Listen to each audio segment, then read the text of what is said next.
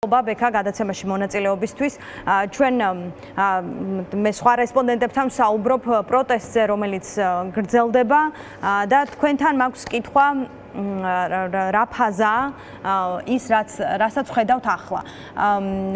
თავიდანვე თქვენი მხრიდან იყო დანახული ეს პროტესტი სხვადასხვა ეტაპად, არალეგიტიმაცია, ამის შემდგომ კრიზისი და ასე შემდეგ. აი რა ფაზაა, რა ეტაპია ახლა?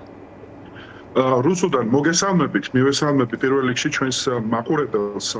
ხო, ჩვენ გარკვეული ფაზების თეორიიდან გამომდინარე, რაზეც ჰქონდა ჩვენს თავმჯდომარესაც, ჩვენს ლიდერსაც და მე ჩვენ საუბარი პირველი ფაზა გადავიარეთ, რაც გულისხმობდა და რაშიც ძალიან დიდი წვლილი ფაქტობრივად უალტერნატივო წვლილი სწორედ იმ სამოქალაქო პროტესტს მიუძღვის, რომლის გამტკიცებაც ახლა თითოეული ჩვენთაგანის, მათ შორის ოპოზიციური პარტიების, მედიის და სხვა აქტორების, ესე ვთქვათ, ჩართულობით უნდა მოხდეს. სწორედ მათ მიუძღვის, ესე ვთქვათ, დიდი წვლილი იმაში, რომ ქართულმა ოცნებამ ვერ მოიპოვა ლეგიტიმაცია, საერთაშორისო ლეგიტიმაცია, შიდა ლეგიტიმაციაზე ბუნებრივია აღარ ვსაუბრობ და აი ამ პოლიტიკური იზოლაციის ფაზას სწორედ წარმატებით ჩვენ და ძალიან დიდ ფასად, მათ შორის ასობით ადამიანის დატყვევების, პოლიტიკური ნიშნით ვთქვათ დაჭერის, უსამართლოდ მოპყრობის, ცემის და ძალიან ბევრი მძიმე სხვა ვთქვათ შედეგების შედეგად, ან ქმედებების შედეგად ეს ფაზა გადავლახეთ და დღეს ყველათან ხმდება იმაზე, რომ ფაქტობრივად არანაირი საერთაშორისო ლეგიტიმაცია, მოდი ესე ვთქვათ, ქართულ ოცნებას არ აქვს და ის პოლიტიკურად იზოლაციაში იმყოფება. ეხლა ჩვენ უკვე ფაქტობრივად ახალი წლიდან ხედავთ ეკონომიკური იზოლაციის მკაფიო ნიშნებს და ეკონომიკური izolacიის ნიშნები გამოიხატება მათ შორის ეკონომიკური სანქციების, ხო, და ძალიან მძიმე სანქციების, მათ შორის მაგნიტსკის სიაში კონკრეტული პირების შეყვანისა და ასევე ზოგადად საერთაშორისო მხარდაჭერის შეჩერებებით. ის მძიმე ტალღა, რომელიც, ესე ვთქვათ, ქართული ოცნების ნაბიჯებს მოყვა ეკონომიკური იზოლაციის დასაწყისში და ეს გულისხმობს საერთაშორისო მხარდაჭერის შეჩერებას, ძალიან, ესე ვთქვათ, მძიმე დაატყო კვალი ქართული ოცნების რეჟიმის შესაძლებლობებს, მათ შორის სახელმწიფო ბიუჯეტის, მათ შორის სახელმწიფო და საჯარო ფინანსების გამოყენების თვალსაზრისით მათი რეჟიმის განსამტკიცებლად. ეხლა ის რომ ჩვენ ყველამ ერთად უნდა ვიზრუნოთ, ძალიან კაფიოდ გადავდგათ ნაბიჯები, რომ ის ეკონომიკური იზოლაცია, რომელიც გარდაუვალია პოლიტიკური იზოლაციის კვალ და კვალ და რომლის ნიშნებიც უკვე მე როგორც აღნიშნე არსებობს, არ გადავიდეს უბრალო რიგითი მოქალაქეების მხრებზე და სწორედ ამიტომ ჩვენ დავსვით ძალიან კაფიო საკითხი. ჩვენი პოლიტიკური ძალა დღეს ორიენტირებულია მთავარზე, რომ ივანიშვილმა დაკარგოს მისთვის ყველაზე მნიშვნელოვანი ორი რამ. ეს არის ფული და ძალაუფლება. კი ბატონო. აი ახლა ერთი კითხვა მინდა დაგისვათ. თქვენ ამბობთ, რომ პირველი ეტაპი დასრულდა, არალეგიტიმაციის საკითხი, თუ იზოლაციის საკითხი.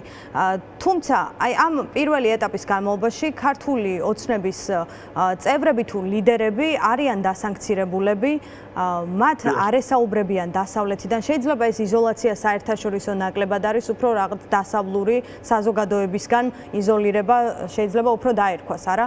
აი, ხედავთ თუ არა, რომ ქართულ ოცნებას აქვს რაღაც შემგუებლური უნარი, რომ შეეგუოს თუნდაც სანქციებსაც, შეეგუოს იმას, რომ დასავლეთში არ ელაპარაკებიან და ალტერნატივას ეძებს, ხედავთ კობახიძის ვიზიტები სად გაიმართა არჩევნების შემდეგ.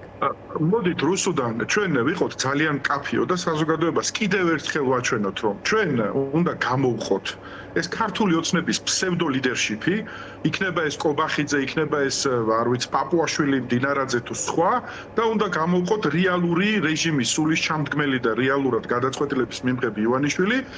ეს ადამიანები, რომელიც მისი, ესე ვთქვათ, სპექტაკლის ნაწილნი არიან, ხო და მას კრებსითად განასახიერებენ, ხო, იქნება ეს კობახიძე თუ პაპუაშვილი. ესენი არიან ადამიანები, რომლებიც კიდევ ერთხელ კაფიოდ და ამის მაგალითსაც მოგიყვანთ, ხო?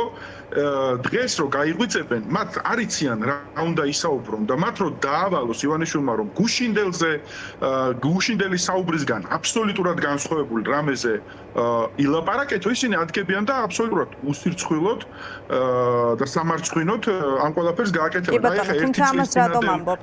არა, გავასრულებ რა თუ შეიძლება, იმიტომ რომ ეს მნიშვნელოვანი მომენტია.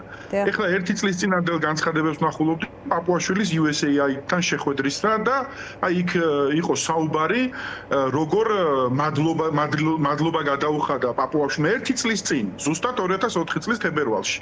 როგორ მადლობა გადაუხადა მომდენო წლების გეგმაზე, როგორ ესე ვთქვათ მოუწონა USAID-ს ჩვენი მხარდაჭერის და ეხლა რასაც ლაპარაკობს ეს ხალხი, ეს ადამიანები, უსირცხვილო ადამიანები, რომლებსაც არანაირი ესე ვთქვათ შემაკავებელი ფაქტორი არ გააჩნიათ. ეხლა როცა ვამბობთ, იტყობს თუ არა ეს ესე ვთქვათ იზოლაციას, იტყობს თუ არა სანქცირებას, ამ ადამიანებით არ უნდა გავაკეთოთ ჩვენ რაღაცა შეფასებები, ხო? ვინც ახმოვანებს ბიძინა ივანიშვილს, იმას ვერ გრძნობით, რა ვქნათ.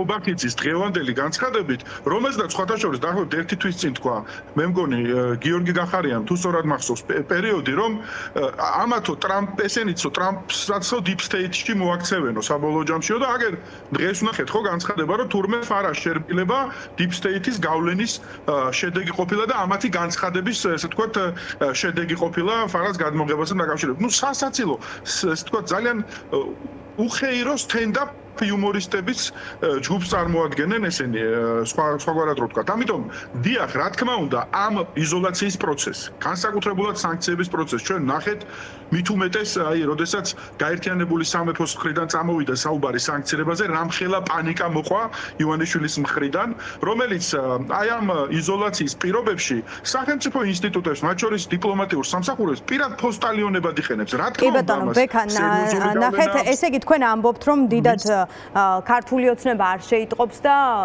სპიკერებზე, ვინც არიან ქართული ოცნების სპიკერები, მათზე დაყრდნობით, ნუ ვიტყვით, მაინც და მაინც ეგუება თუ არა ბიძინა ივანიშვილი.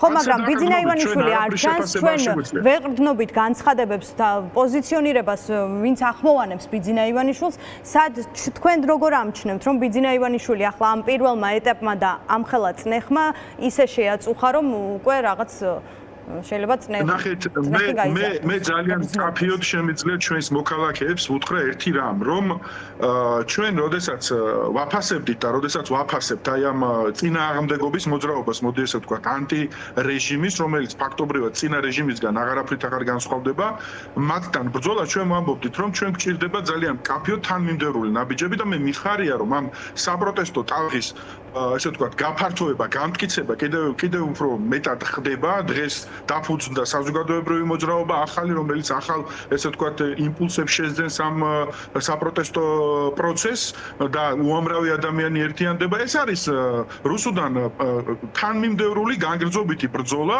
რომლის შედეგები ჩვენ ძალიან მნიშვნელოვანი უკვე მივაღწიეთ და მთავარი პროცესი, რაც არის სანქცირების პროცესი მაგალითად, რაც ძალიან დიდი წნეხი ეს პროცესი ხო არ შეჩერებულა რა. ეს პროცესი კიდევ უფრო მეტ ენერგიას იკრებს და საბოლოო ჯამში ყველა ჩვენი პარტნიორის მხრიდან გარკვეულ ძალიან მწვავე შედეგების დაყენებამდე მივა ივანიშვილის კარზე და ამას აუცილებლად აქვს უკვე შესამჩნევი და ექნება აუცილებლად ესე ვთქვათ შედეგები ისევე როგორც განგრძობით პროტესტს, რომელიც ეხლა გვინდა არ გვინდა ჩვენ ვხედავთ რომ უკვე თუ აქამდე საპოლიციო ძალების გამოყენებით ცდილობდნენ საპროტესტო მუხტის ჩახშობას თუ ან თავისუფალი ვთქვათ ხმის მოგუდვას ცდილობდნენ ძალადობით ეხლა უკვე რეჟიმი გადავიდა საკანონმდებლო ვთქვათ ერკეტებით აი ამ თავისუფლების ჩახშობაზე თავისუფალი ხმის იყენებს ყველა ბერკეტს მათ შორის რატომ? იმიტომ რომ მე არაერთხელ მithქვამს თქვენს ეთერშიც რომ ავტორიტარიზმის გამყარება სჭირდება რამოდენიმე წინაპირობა მათ შორის ადამიანური რესურსი ეს ადამიანური რესურსი ისევე როგორც ფინანსური რესურსი ორივე წნეხის ქვეშ არის ხო ჩვენ ხედავთ თელს ესე ვთქვათ თანმიმდევრულ გათავისუფლებებს სხვადასხვა სამსახურებიდან პოლიტიკური ნიშნით ისევე როგორც აი როდესაც საპოლიციო ადამიანური რესურსების ესე ვთქვათ სერიოზული ამორტიზაცია მოდი ესე ვთქვათ ამ პროცესში მოხდა რეჟიმს მოუწია უკვე საკანონმდებლო დამაგრებები ძალადობის საფუძვლის კიდევ უფრო გასამტკიცებლად ამიტომ ეს პროცესი რომელიც მიზნად ისახავს საზოგადოების შეშინებას აი დღეს ეგრეთ წოდებული გაჟონილი სისტემიდან დაჟუნილი პატაკი, რომელიც მხოლოდ და მხოლოდ ადამიანების შესაშინებლად არის, ესე ვთქვათ, შექმნილი. ბუნებრივია, ესე ვთქვათ, ეს იმის მაჩვენებელია თუ რამდენად მძიმე მდგომარეობაშია თვითონ რეჟიმი თვით მყოფადობის და თვით, ესე ვთქვათ, გადარჩენის პროცესში და ყველა აბსოლუტურ ზღვარს, ყველა წითელ ხაზს, მათ შორის ნაციონალური მოძრაობის დროინდელი რეჟიმის წითელი ხაზები ცალკეულ შემთხვევებში კანონმდებლობაში მათ უფრო მძიმედ გადალახეს და ეს ყველაფერი მიუთითებს მათი, ესე ვთქვათ, შიშის ხარისხზე. რა თქმა უნდა, მაგრამ ერთი კითხვა მაქვს, ანუ თქვენ რუსუდან, აი, მოდი სხვანაირად შევხედოთ რა, ერთი წინადადებით ვიტყვით და მე გადავიდეთ სხვა საკითხზე. მოდი სხვანაირად შევხედოთ. რეჟიმი რომ კომფორტულად იყოს, რეჟიმი რომ არ იყოს, ესე ვთქვათ, დაძაბული და ძალიან არ იყოს შეშინებული. ისინი კიდევ უფრო მძიმე ანტიდემოკრატიულ ნაბიჯებს არ გადადგამდნენ, კიდევ უფრო, ესე ვთქვათ, მეტ ქმედებებს იმისათვის, რომ, ესე ვთქვათ, რეჟიმის მარწუხები გაამძაფრონ და გაამწვიონ, არ გააკეთებდნენ. ისინი იმ სტატუს-კვოს, რაშიდაც კომფორტულად იგრძნობდნენ თავს, არ შეეხებოდნენ გამწვევების მიმართულებით, იმიტომ რომ საბოლოო ჯამში ამას ხო ყველაფერს თავისი მძიმე ფასი აქვს და ისინი ამ ფასს იხდიან და მუდმივად ზრდიან, იმიტომ რომ მათი ეს კომფორტის ხარისხი მუდმივად აი ამ განგრძობითი პროტესტის და საგარეო იზოლაციის ფონზე მუდმივად ეს სივრცე მათი მცირდება და მცირდება. განგრძობითი პროტესტის ფონზე ქართულ ოცნებას მოუწევს დათმობაზე წასვლა, იმიტომ რომ ადამიანური რესურსი აღარ ეყოფა თქვენი აზრით, თუ რა მიიყვანს განგრძობითი პროტესტი, რაც უფრო გრძელდება, რაც უფრო მეტად წნეხს გრძნობს, მით უფრო ბრუტალური ხდება, ვხედავთ ხომ, რა აქვს პასუხი. ანუ რა აიძულებს იმ წერტილამდე მისვლას?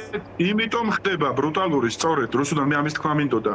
სწორედ იმიტომ ხდება უფრო და უფრო ბრუტალური, რომ მას სივრცე აღარ რჩება კომფორტის ზონის სივრცე აღარ რჩება და უწევს უფრო და უფრო ბრუტალური გახდეს, იმიტომ რომ მისი მოთმინების შესაძლებლობა მცირდება.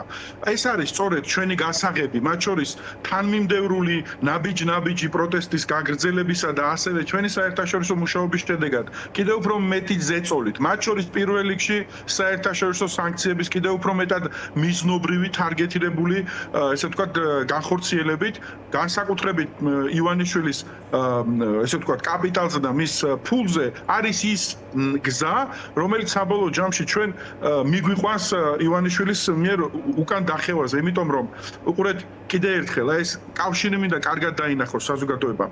ქართული ოცნების ეს მარწუხების გამძაფრება სწორედ იმას მოასწავებს და იმას ნიშნავს, რომ მათ კომფორტის ზონა უფრო და უფრო uvicrოვდება და საბოლოო ჯამში ისინი ესე ვთქვათ, ამ პოზიდან მხოლოდ ერთადერთი გამოსავლის იმედად დარჩებიან და ეს არის რიგარეშე თუ ახალი არჩევნების დანიშვნა. სხვა ბერკეტი და მექანიზმი მათ უბრალოდ ასამოქმედებლად არ ექნებათ. განსაკუთრებით მაშინ, როდესაც მე ვისაუბრე, რომ ეკონომიკური იზოლაციის შედეგად, ესე ვთქვათ, კიდევ უფრო მეტი ადამიანი დაინახავს განსხვავებას, ხო? აი მაგალითად დღეს ძალიან მკაფიოდ ჩანს, რომ 1,300,000 ადამიანი ითხოვს დახმარებას, ფულად დახმარებას სახელმწიფოსგან თავს იმდენად გაჭირვებულად მიიჩნევს და ამ დროს ბოლო, რა ვიცი, წლების განმავლობაში ყოველ წელს ივანიშვილი, რომელიც 5 მილიარდი თუ 4.5 მილიარდი დოლარით მოვიდა ხელისუფლებაში და შემდეგ თქვა, რომ ყველანაირ ბიზნეს აქტივობა საქართველოში თავსანებებდა და საქველმოქმედო ფონდს გადასცემდა საკუთარ კაპიტალს, ყოველ წელიწადს დღეის მდგომარეობით მისი სიმდიდრე 8 მილიარდ დოლარამდე ავიდა, ხო? აი ამ კონტრასტს იგივე ეხება ყველას ამ რეჟიმის განსახიერება წარმომადგენლებს, ხო? რომ ადამიანების მდგომარეობა მძიმდება და მათი პერსონალური, ესე ვთქვათ, კეთილდღეობა სულ უფრო იზრდება და იზრდება. ანუ არა მხოლოდ სამართლიანობა, რომელიც ფუნდამენტური პრინციპია ნებისმიერი საზოგადოების, არამედ ეკონომიკური უთანასწორობის ხარისხიც იმდენად მაღალ კონტრასტზეა უკვე, იმდენად შესამჩნევი ხდება ეს ყველაფერი, იმდენად შესამჩნევი ხდება ქუჩაში ადამიანების ცემის, თავდასხმის, არ ვიცი, ფიზიკური ანგარიშწორების შემთხვევები, დანაშაულის მომატებული შემთხვევები, სოციალური პირობების გაუარესება და მეორეს მხრივ ამ წოდებული პოლიტიკური ელიტის, ესე ვთქვათ,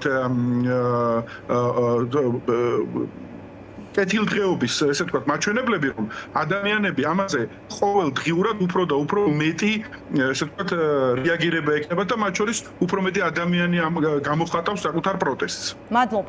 მადლობა ბექალილუაშვილს, მე მას დავემშვიდობები, ის გახარია